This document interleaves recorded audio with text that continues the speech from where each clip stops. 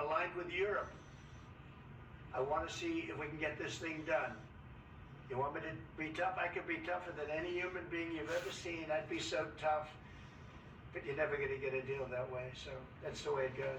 One more question. I would respond to this. So look, for 4 years in the United States of America, we had a president who stood up at press conferences and talked tough about Vladimir Putin, and then Putin invaded Ukraine and destroyed a significant chunk of the country. The path to peace and the path to prosperity is maybe engaging in diplomacy. We tried the pathway of Joe Biden of thumping our chest and pretending that the President of the United States' words mattered more than the President of the United States' actions. What makes America a good country is America engaging in diplomacy. That's what President Trump is doing. Can I ask you? Sure. Yeah? Yeah. Okay. So he occupied our parts, big parts of Ukraine, parts of East and Crimea. So he occupied it on 2014. So during a lot of years, so I'm not speaking about just Biden, but those time was Obama, then President Obama, then President Trump, then President Biden, now President Trump, and God bless, now President Trump will stop him. But during 2014, nobody stopped him. He just occupied and took. He killed people. You know what the contact 2015. 2014 and 2014. 2014? Yeah. So I was not here. Yeah, but that's exactly right. Yes, but during 2014 till 2022, the situation the same. The people have been dying on the contact line. Nobody stopped him. You know that we had conversations with him, a lot of conversation, my bilateral conversation, and we signed with him, me, like a new president. In 2019, I signed with him the deal.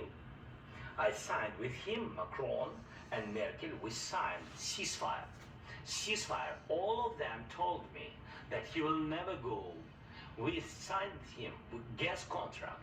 Yes, but after that, he broken this ceasefire. He killed our people and he didn't exchange prisoners. We signed the exchange of prisoners, but he didn't do it. What kind of diplomacy, JD, you are speaking about? What do you mean? I'm talking about the kind of diplomacy that's going to end the destruction of your country. Yeah, but if you Mr. President, with respect, I think it's disrespectful for you to come into the Oval Office and try to litigate this in front of the American media. Right now, you guys are going around and forcing conscripts to the front lines because you have manpower problems. You should be thanking the President for trying to bring it into this conflict. Have you ever been to Ukraine that you say what problems we have? I have been to. Count one. I've actually watched and seen the stories, and I know what happens is you bring them on a propaganda tour, Mr. President.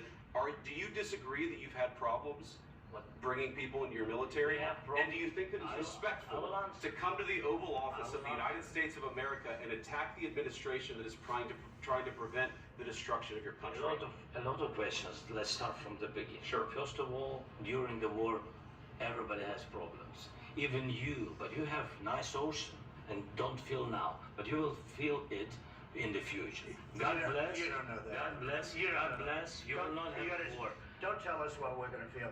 We're trying to solve a problem. Don't tell us what we're going to feel. I'm not telling you. Because you're in no position to dictate that. That's exactly what you're doing. You're in no position to dictate what we're going to feel. We're going to feel very good. Feel influence. We're going to feel very good and very strong. You will feel influence. You're right now not in a very good position. You've allowed yourself to be in a very bad position, and he happens to be right about it. From the very beginning of the war. You're not in a good position. You don't have the cards right now. With us, you start having cards. Right now, you don't know. You're playing cards.